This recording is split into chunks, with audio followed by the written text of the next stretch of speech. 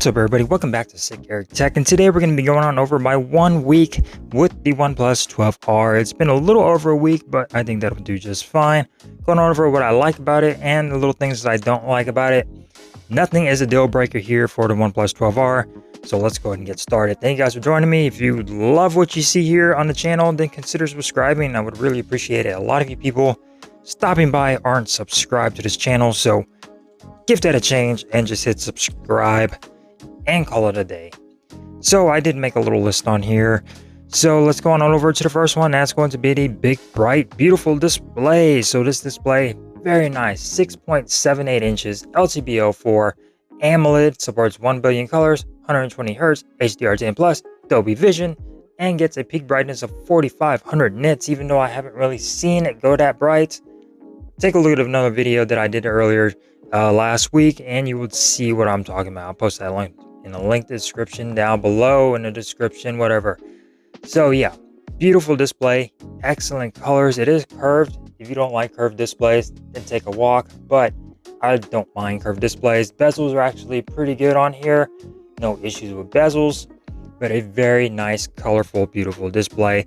High refresh rate. It looks fantastic. It's big, and I have no issues with it. It's got a resolution of 1264 by 2780 with 450 pixels per inch. So it's not quite, it's a little over 1080p, but not quite QHD. Right in the middle. And with the phone this size, I don't think you'll really notice a difference on there. So very nice display. No issues, no complaints. Another cool thing is that OnePlus is doing what Samsung and Google do in their gallery. So they're giving us that Pro XDR mode on here, so when you're in your gallery you could actually see how things brighten up on here. So that's really nice, and it looks fantastic. It gives your photos a nice punch and realistic look rather than looking very dull. You know, if you're already going to Google Photos or something, this gives you a very nice and beautiful look when you're looking at your photos. So just like Samsung and Google, OnePlus is doing it too. So going on over to performance on here, this is more power than you will ever need. Average consumer, this thing is a beast. Way too powerful for you guys, I'm sure. But for the average person, this is a very powerful device. You got Android 14, Snapdragon 8 Gen 2 processor, 16 gigabytes of RAM, and 256 gigabytes of internal storage with UFS 3.1 storage at that. So very powerful and capable device. No hiccups, no stutters on here. And it's very powerful editing video, playing games. This thing is going to do anything you throw at it. This is a flagship processor from last year, but still a very capable processor. One of the best processors Qualcomm has ever put out in my generation. So yeah, powerful device. Nothing wrong with the performance on the OnePlus 12R. So going on over to the cameras, I'm not mad about the cameras, okay? So you get a 50 megapixel main sensor, 8 megapixel ultra wide, and 2 megapixel useless macro sensor on here. 16 megapixels on the front. You can record up to 4K 60 frames per second on this phone on the rear, but we'll talk about the front one later on in the dislike section. So I'm not mad about the camera. The ultra wide gets the job done. Detail not quite there, but if you need it, it's there. 50 megapixel, I would suggest if you want to take some macro shots, just zoom in from the main sensor. You'll get a better picture than you would from that stupid macro sensor on there. I just wish they would have included a main sensor and ultra wide, giving us, you know, autofocus on the ultra wide instead of including that macro sensor. But it is what it is. Photos, you'll probably be seeing some flash on your screen. They actually look pretty good. I'm not mad about it. The ultra wide gets the job done. Not much great in the detail area. Colors on the photos actually look good. Video can look a little washed out sometimes, but it's gotten better. This device has already had 2 updates, and I think the camera has actually improved on here. So capable cameras, especially for the price, but they're not as good as, you know, a Galaxy S24 Ultra or an iPhone 15 or a Pixel 8 Pro. But still, for the average person, these cameras will do just fine. So going on over to battery life, I find myself charging this thing at a very odd hour. Usually I'll run my phones all day and charge them on the wireless charger overnight. But this device, run it all day, and I don't charge overnight with this thing. I don't know why. It's just weird. I'll use this device, get it down to like 20%, about 7 p.m. I'll charge it, which of course 80-watt charging on this thing charges in like 20 freaking minutes, and this thing is full at 100. Continue on with my night, go to bed. I'll use this every now, a little bit. Wake up, I'm like at 99% in the morning, and maybe 100% depending on how much I use this at night. Run it all day again until it gets down to 20%, and I'll charge it really quick. So charging habits have definitely changed on the OnePlus 12R, but you're easily able to get a day and a half of battery life. It's just I myself never let my device go past a certain level. I don't know, OCD or whatever, and then I have to freak out and start charging it. But still, easily a day and a half device with this device. And even though it has no wireless charging, which we'll talk about in the dislikes, it charges very fast. So battery life, excellent. OnePlus 12R, get one. So yeah, price, affordability, $399, $499. So those are discounted prices. If you were trading in a device, pretty much for OnePlus to recycle, they'll give you $100 off. So retail price is going to be $499 and $599. I paid $499 for this one, 16 gigabytes of RAM, and 256 storage. So that's pretty good for a flagship processor, mid-ranger. And like I said, very affordable for this. Definitely consider picking one of these up over a Galaxy A54, just because it's a OnePlus. You get more powerful processor, way better in performance compared to a series of a Galaxy phone or a Pixel 8 maybe. Pixel 8 might have better cameras, but that is a little bit obviously more expensive than this, but still very affordable. So another thing that's cool about this, you get customization when it comes down to your themes, wallpapers, styles. You're always on display. Everything is all right here for wallpapers and style. Your fonts, you could change your font, your size. You could change your icons, for shit's sake, to change how they look. You could change your colors, go by your wallpaper or your featured colors. You could change your quick setting tiles to look like squares, or to look like a window, or to look like a squircle. You could do so much on here with the OnePlus. You could do edge lighting. And another thing that I wish Samsung would put on their device is going to be fingerprint sensor animations. You could customize the animation and the sound on this without having to download anything like GoodLock. Everything is on the device and ready to go when it comes down to customization. So that's really cool. I always love OnePlus for that. So going on over to the Signal, of course, I'm on T-Mobile, and this device runs great. 5G is strong. No issues with connectivity when I'm out and about. Wi-Fi, strong. Bluetooth, very strong signal when it comes down to Bluetooth. So no issues. Sorry, I'm not on any other carrier, so I don't know how AT&T would work. Verizon, I don't think this device may work on Verizon. You get a dual SIM on here as well, so that's another cool thing to keep in mind if you want to have two SIMs on your phone, which I never really have.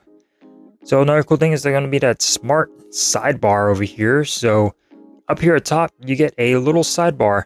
You could add some apps to here, which I think this is new, and you could customize it. So when you're done, and if you copy and paste stuff, it'll go to your file dock right here, and it'll just have everything lined up ready for you to use. So that's pretty cool. And then if you want to go into your recent files, it'll have recent files on here, such as pictures and documents and stuff. So that's pretty cool. And when it hides away, you can see it'll show it right there. Boom, it's gone. Very out of the way, and you don't see it for that sidebar. I thought that was pretty cool that OnePlus did that. So yeah, very cool. Now going on over, of course, everybody already knows about the good old alert slider and IR blaster up top. So alert slider gives you three options: silent, vibrate, ring. Very easy to switch between the two without having to unlock your device. Look at that. Without having to unlock it, it does it. So that's very cool. Keep it on ring for now. And you get your IR blaster, which means you could have remotes on here to control your TV, your DVD player, or something. Very awesome. I haven't had an IR blaster on a device for so long. I wish Companies did not take that off, but you get one here and you get your alert slider. So very happy with that. Good old alert slider. Now going on to things that I'm nitpicking about, which isn't too serious, but I'm going to mention them anyways, and that is no wireless charging. And I would say that that's okay considering the price, but I guess it is annoying. But I would have preferred, of course, if OnePlus is going to put wireless charging on a device, it's going to be fast wireless charging. And of course, that might cost money, so they're trying to keep the cost down. No wireless charging on here, not really a deal breaker, but just thought I would mention it. So another thing I have is loading and some little stutters on something like YouTube. So if I'm scrolling through YouTube, and it did that earlier on the video that I was trying to watch, which it probably won't do it now. So if I'm scrolling through YouTube and I click on something, there'll be a slight little delay when I'm clicking on it, and then it'll actually play the video. It's like a second delay. Sometimes it does it, sometimes it doesn't. Like right there, it doesn't do it. Earlier, it did do it. Of course, it's not doing it on camera. And when I'm watching a video, you'll get the little circle on there for like a second that it loads, and then it'll come back and the whole video would stutter. None of my devices do that, whether this is on Wi-Fi or out and about on 5G. It does that little loading thing, kind of annoying. Like I said, not a deal breaker, but I just thought I'll mention it. Do you have the problem? Comment down below. So the camera, no telephoto lens, kind of disappointing, despite even though zooming in with this main sensor is not the best.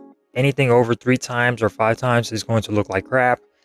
And the useless macro sensor on there, I just think they should have left that out.